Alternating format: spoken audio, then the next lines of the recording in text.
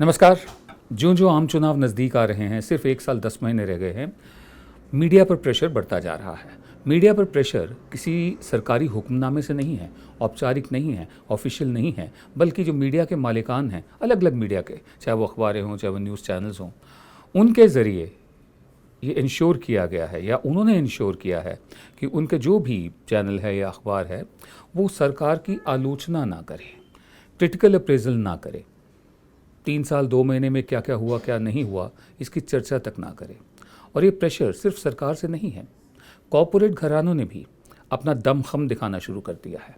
इसका ताज़ा उदाहरण है देश की एक बहुत मशहूर weekly EPW, economic and political weekly के संपादक परंजय गुहा ठाकुरता का इस्तीफ़ा। परंजय गुहा ठाकुरता एक इज्जत से लिया जाने वाला नाम है बिजनेस जर्नलिज्म में, और जो EPW को चलाने वाला ट्रस्ट है उसमें भी बहुत अच्छे अच्छे बड़े बड़े नाम हैं जिनका बहुत रसूख है, जिनकी बहुत इज्जत की जाती रही है। प्रोफेसर दीपक नैयर, आप वाइस चांसलर हैं दिल्ली यूनिवर्सिटी के। इतिहासकार historian doctor Romila Thapar, political scientist doctor Rajiv Bhargava, sociologist professor Dipankar Gupta, ये लोग उस ट्रस्ट के, समीक्षा ट्रस्ट के सदस्य हैं जिन्होंने फैसला किया कि जो 2 आर्टिकल परंजय गुहा ठाकुरता ने अडानी ग्रुप के बारे में लिखे थे उन्हें नीचे उतारा जाए, उन्हें हटा दिया जाए। वो आर्टिकल हटा दिए गए हैं, परंजय ने इस्तीफ़ा दे दिया है। आर्टिकल इसलिए हटाए गए क्योंकि समीक्षा ट्रस्ट को, EPW वालों को, अडानी ग्रुप के वकील ने चिट्ठी लिखी थी एक कि आप 48 घंटे के भीतर भीतर ये आर्टिकल हटाइए, वरना अडानी ग्रुप जो हमारा क्लाइंट है वो आपके खिलाफ एक्शन लेने को मजबूर होगा। लिहाजा बावजूद इतनी बड़ी हस्तियों के समीक्षा ट्रस्ट जो चला रहे हैं, बावजूद उनके या उनकी सामूहिक बुद्धि ने फैसला किया, वो आर्टिकल भी हटा दिए गए और परंजय गुहा ठाकुरता को इस्तीफ़ा भी देना पड़ा। वही आर्टिकल द वायर ने भी लगाए थे अपनी साइट पर, अभी तक लगे हुए हैं। द वायर को भी लीगल नोटिस आ गया है, उनके वकील का नोटिस आ गया है कि आप ये आर्टिकल हटाइए, वरना। इसे बोलते हैं स्लैप।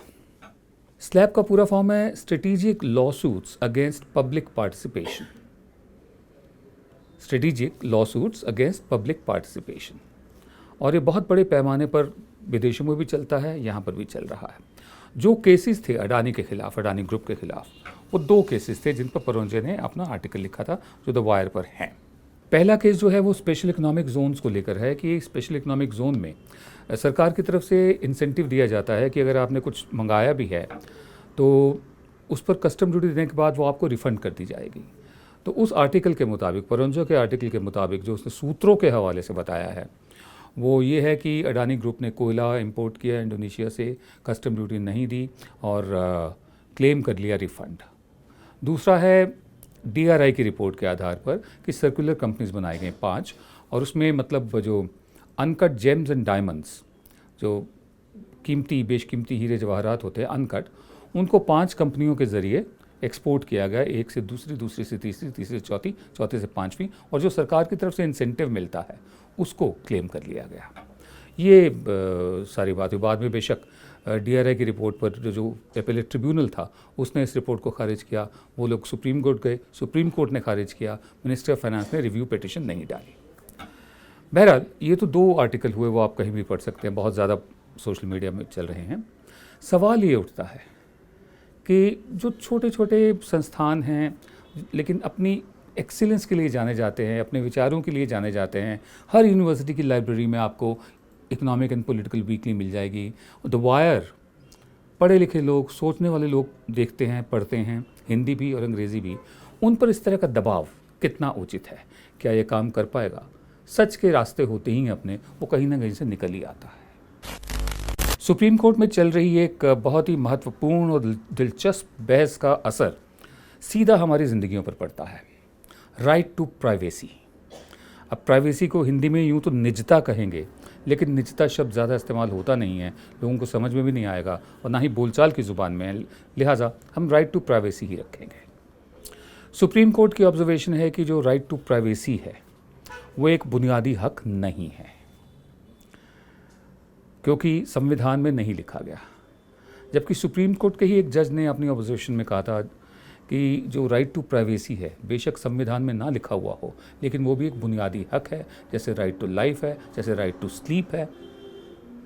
अब राइट टू प्राइवेसी इसका आर्ग्यूमेंट ये दिया था पिछले अटॉर्नी जनरल ने, राइट टू प्राइवेसी इसलिए बुनियादी हक नहीं है क्योंकि अगर पुलिस सड़क पर किसी ड्राइवर को रोकती है और उसका वो टेस्ट लेना चाहती है कि इसने पी तो नहीं रखी कहीं, तो उन कुछ क्षणों के लिए उसकी राइट टू प्राइवेसी ख़त्म हो जाती है, वो पुलिस के दायरे में आ जाती है, कानून व्यवस्था के दायरे में आ जाती है। लेकिन एक बुनियादी बात है जो शायद वकील साहबान जितने भी हैं वो माने कि एक नागरिक की निजता, प्राइवेसी, नागरिक की प्राइवेसी है, और एक जिस पर शक हो कि इसने गलत काम किया है वो उसकी प्राइवेसी। इन दोनों को अलग करके देखना चाहिए। बुनियादी आर्ग्यूमेंट ये भी है कि क्या हम गुलाम हैं या प्रजा हैं या नागरिक हैं। हम गुलाम थे, हमें अभी तक प्रजा समझा जाता है। हम, चाहे वो जनगण मन की बात हो, चाहे द वायर हो, ऐसे मंच के ज़रिए बताने की कोशिश कर रहे हैं कि हम नागरिक हैं, ये हमारे हक हैं, हम गुलाम नहीं हैं, ना ही प्रजा हैं, क्योंकि प्रजा जहाँ होती है वहाँ एक राजा भी होता है।